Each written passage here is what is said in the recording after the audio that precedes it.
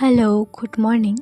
ঘুম থেকে উঠে আমি এখানে দেখো চা বানিয়ে নিচ্ছি, কারণ আজকে ঘুম থেকে উঠতে আমার প্রচুর লেট হয়েছে। তাই ভাবলাম তাড়াতাড়ি করে আগে চাটা বানিয়ে নিই, কারণ বই পড়ে তারপর আবার আমার অনেক কাজ থাকে, সেগুলো করতে হবে। আমি আজকে কিছু কিছু তোমাদের সাথে শেয়ার করব।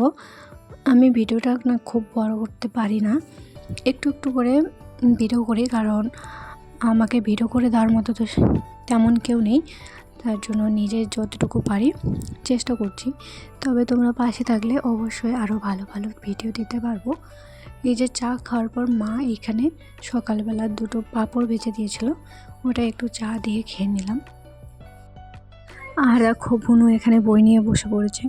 ও এখানে মাকে গল্পটা পড়ে শোনাচ্ছিল। এটা ছিল ক্লাস 5-এর বোকা কুমির আর একটা শেয়ালের গল্প।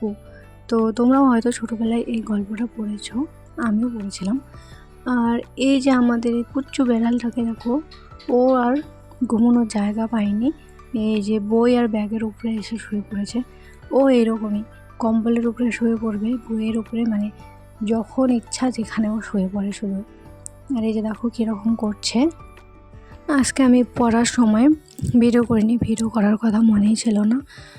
আর এরপর দুপুরবেলা আরও অনেক কাজ ছিল, রান্নাবান্না, আরও বাড়িতে যা সমস্ত কাজ থাকে। আর এখানে বিকেলবেলা দেখো মা লঙ্কার চারাগুলো লাগাচ্ছিল, তো আমি ভাবলাম একটু ভিডিও করে নেই। গ্রামের বাড়িতে সবারই কিছু না কিছু একটু হলেও জমি থাকে, চাষের জমি, তো তার জন্য আমরা ওখানে লঙ্কা গাছ লাগাচ্ছিলাম।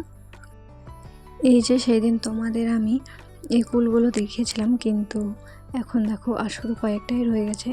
ভেবেছিলাম শুকোলে ভালোভাবে পরে আচার বানাবো, কিন্তু তার আগেই মনে হয় শেষ হয়ে যাবে।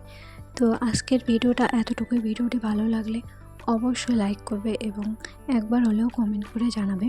Thank you.